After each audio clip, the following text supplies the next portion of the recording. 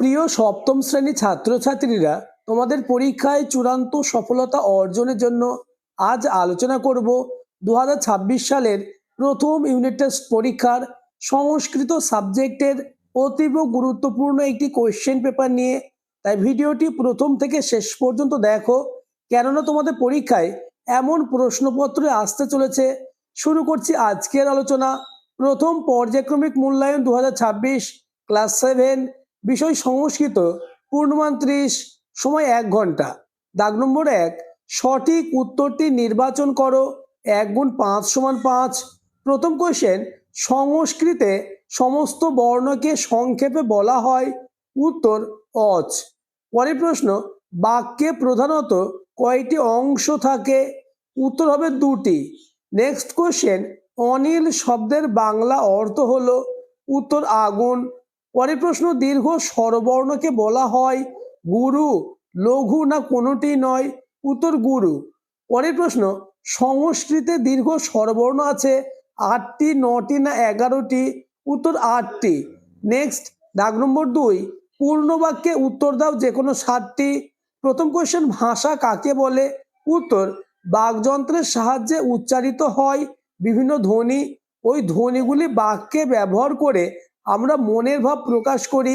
মনের ভাব প্রকাশ করার জন্য এই যে অর্থযুক্ত বাক্য সমষ্টি, একেই বলে ভাষা। পরের প্রশ্ন, সংস্কৃত ভাষায় বর্গীয় ব ও অন্তস্থ বয়ের লিখন পার্থক্য দেখাও। নেক্সট কোশ্চেন, ব্যাকরণ অন্য কি নামে পরিচিত? উত্তর শব্দানুশাসন। নেক্সট, কোশ্চেন নম্বর 5, পদ কয় প্রকার ও কি কি? উত্তর পদ 2 প্রকার, যথা নামপদ ও ক্রিয়াপদ। পরের প্রশ্ন, বিশেষ্য পদের পরিবর্তে সর্বনাম পদের প্রয়োগ করা হয় কেন? উত্তর, বিশেষ্য পদ বারবার ব্যবহার না করে সর্বনাম পদ ব্যবহার করলে বাক্য শ্রুতিমধুর হয়। নেক্সট, প্রশ্ন 7, সন্ধ্যাক্ষর কাকে বলে? উদাহরণ দাও। উত্তর, যেসব স্বরধ্বনি দুটি মৌলিক স্বরের সংযোগে গঠিত হয় তাদের যৌগিক বা সন্ধ্যাক্ষর বলে, যেমন এ সমান অ বা আ যোগ হর্ষয়। নেক্সট, কোশ্চেন নম্বর 8, বিশেষ্য বিশেষণ সম্পর্কিত শ্লোকটি লেখো। উত্তর, বিশেষ্যহি যলিঙ্গ বিভক্তি বচনে চ যে তানি সর্বাণী যোজনী বিশেষণ পদেম বপি, অর্থাৎ বিশেষ্যের যে লিঙ্গ, যে বিভক্তি এবং যে বচন হয়, বিশেষণেরও সেই লিঙ্গ বিভক্তি সেই বচন হয়। পরবর্তী প্রশ্নগুলি আলোচনার আগে যারা এখনো আমার চ্যানেলটিকে সাবস্ক্রাইব করোনি, এক্ষুনি চ্যানেলটিকে সাবস্ক্রাইব করে দাও এবং ভিডিওটি তোমার বন্ধুদের মধ্যে শেয়ার করে দাও। পরের প্রশ্ন, বচন কাকে বলে? উত্তর, যার দ্বারা বিশেষ্য, সর্বনাম ইত্যাদি সংখ্যার বোধ হয় তাকে বচন বলে।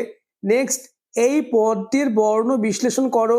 নেক্সট, দাগ নম্বর 3, সংক্ষেপে উত্তর দাও যে কোনো 3টে। 2 গুণ 3 সমান 6, অর্থাৎ 3-এর দাগে তোমাদের 2 মার্কের 3টে প্রশ্নের উত্তর দিতে হবে। প্রথম কোশ্চেন, স্পর্শ বর্ণের এরূপ নামকরণের কারণ কি? স্পর্শ বর্ণ কয় প্রকার ও কি কি? নেক্সট, শব্দ ও পদের মধ্যে পার্থক্য লেখো। পরের প্রশ্ন, অনুস্বার ও বিসর্গ এই দুটি বর্ণকে অযোগবাহ বর্ণ বলা হয় কেন? নেক্সট, কোশ্চেন নম্বর 4, পার্থক্য লেখো। ধ্বনি ও বর্ণ আলোচিত প্রশ্নগুলি তোমার রেডি আছে তো?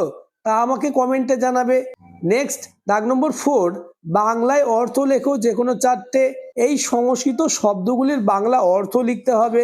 পরের প্রশ্ন, সাজিয়ে লেখো। নেক্সট, দাগ নম্বর 6, করো যে কোনো 4টে, প্রতিটি প্রশ্নের মান হাফ করে। প্রশ্নগুলি দেখে নাও। নেক্সট, দাগ নম্বর 7, দেবনগরী হরফে লিখতে হবে, প্রশ্নের মান হাফ করে। 4টে প্রশ্ন রয়েছে, এই 4টেই দেবনগরী হরফে তোমাদের লিখতে হবে।